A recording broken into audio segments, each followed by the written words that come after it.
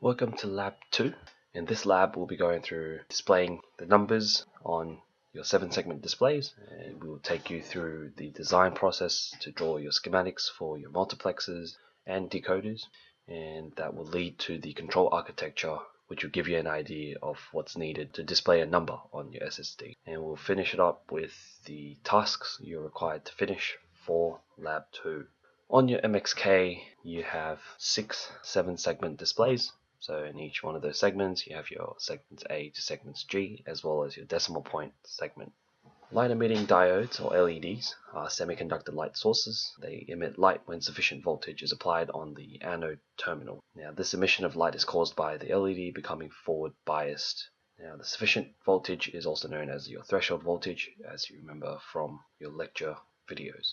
Now, due to the semiconductor nature of the LEDs, the brightness of them are directly proportional to the current being passed through it.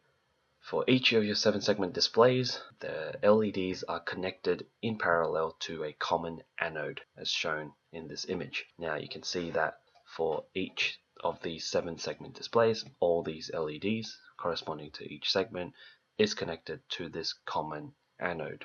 Now for all of these 7-segment displays, there is a set of common cathodes which are connected in parallel. These cathodes are your outputs from your hex to SSD to determine whether the current passes through each LED for each segment. So for example, segment A is actually one wire that connects to all the segment A's of your 7-segment displays. Now at any point in the MXK's operation, only one of the 7-segment displays can be powered on at a time. Now since we have 6 of them, in order to display multiple 7-segment displays, you need a refreshed scheme. So for n amount of 7 segments to display, you need each one to be powered in sequence. The sequence has to be quicker than the critical flicker period of the human eye to give the illusion that all the 7-segment displays are switched on at the same time. Now this is similar to how if you look at videos, specifically slow motion videos of cars or lights, at a slow enough of a frame rate, you can see that the LEDs are actually switching on and off constantly.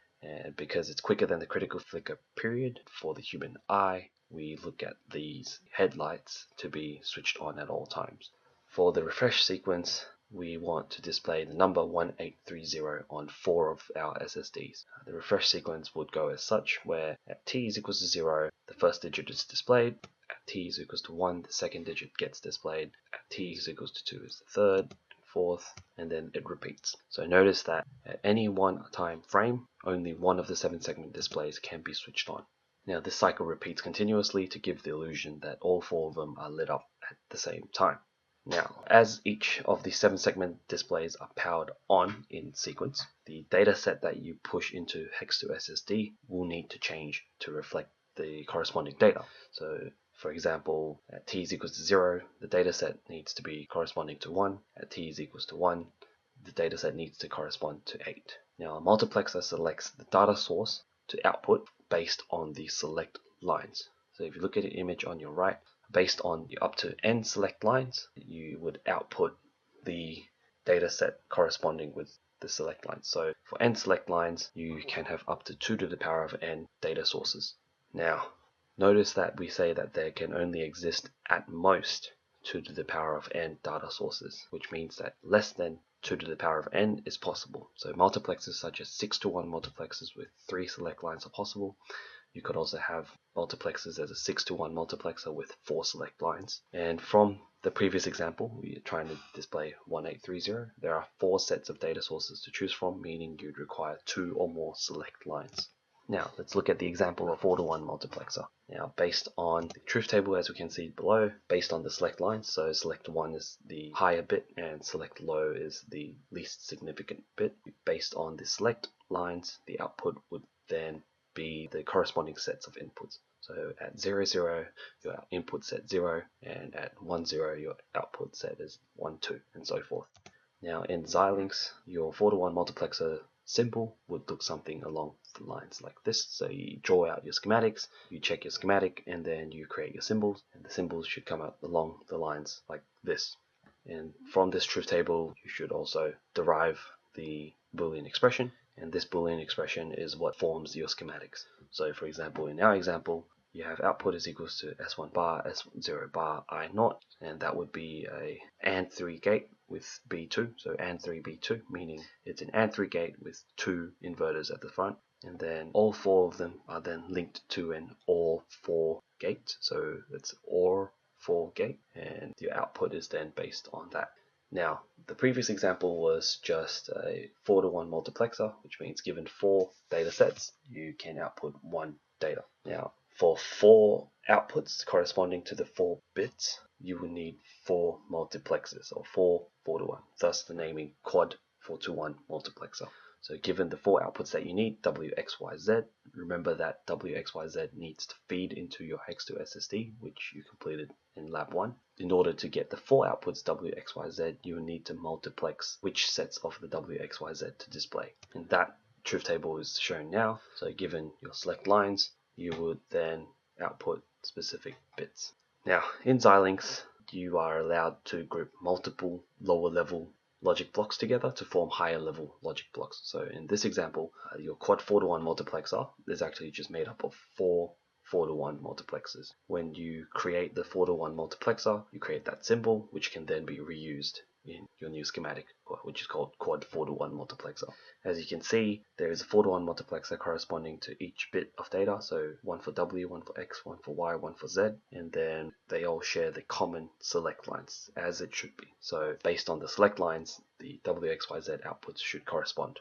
Now, when we talked multiplexing, that was to do with the data sets that we feed into the 7-segment displays. Now we need to look at the sequencing to power on the SSDs. In order to sequence that power on, we need a decoder. A decoder expands select lines into possible outputs. So if you look at the image on the right, you can see that given n select lines, you can have up to 2 to the power of n outputs. Now, let's look at an example of a 2-to-4 decoder given this truth table. So you have your 2 select lines. For each case, they correspond to an output. So for 0, 0, only D0 would be switched on, but D1, D2, and D3 would be switched off. And as you can see here, the Xilinx symbol that you would create would look something along the lines like this. Given your 2 select lines, you have 4 outputs. And each one of these outputs would have their own Boolean expression. So for D0, the output is only 1 when I1 and I0 are both 0. Now, looking ahead at the bigger picture, this is the 7-segment display control architecture. Now, if you look up over here, we have the quad 4-to-1 multiplexer. We have our 2-to-4 decoder, the Hex to SSD, which was completed last lab. And then we also have a sequencer. So, as you can see in this example, your quad 4-to-1 multiplexer, you are multiplexing through the 4 sets of data that you need. So 1, 8, 3, 0, and they correspond with 1s and 0s, obviously. And as you can see for number 8, W is 1, the X, Y, and Z are 0s, as indicated with the ground and voltage source. And notice that the sets of data gets fed into your Hex to SSD in order to show which data. Now your 2-to-4 decoder then determines which of your 7-segment displays are then powered on. The sequencer down at the bottom left is currently out of the scope of Lab 2 as it is a sequential logic circuit as compared to quad 4-to-1 multiplexer, the Hex to SSD, and 2-to-4 decoders, which are combinational logic circuits.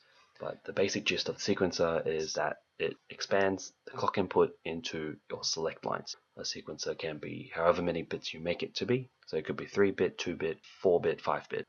Now, earlier on we talked about a refresh sequence or refresh architecture that would be needed to power on your 7-segment displays. Now, given these 4 components, this would be the output. So as you can see on your right, you have your 4 7-segment displays with their own common anodes, as well as the common cathodes, which are your 7 segments itself. So the sequencer T is equals to 0 will give out a select sequence of 0 and 0. Now that this select data is fed into your 2-to-4 decoder as well as your quad 4-to-1 multiplexer. So as you can see, your first set of data 1 is then chosen to be displayed, and in your decoder you can see that D0 is switched on, which means the first 7-segment display is powered on. Now as you go through the sequence, you can see that now the second segment, 7-segment display has been displayed, and it's the second set of data that gets displayed. And this continues as we talked about before, and they continue to refresh until it shows up as 1830 on your 7-second displays. Now, for Lab 2 tasks, you are to extend 4:1 multiplexer to fit your assignment. So remember that in our example, we're only displaying 4 of the 7-segment displays, whilst you have 6 digits in your MXK that you need to display. And you also need to extend that 2 to 4 decoder to fit your assignment. So we had 4 7-segment displays to power on to sequence through the power. Now we have 6. And remember that with n select lines, you can have up to 2 to the power of n outputs. Now for references for this lab, mainly it would be the lecture videos on UTS Online, so do look through them.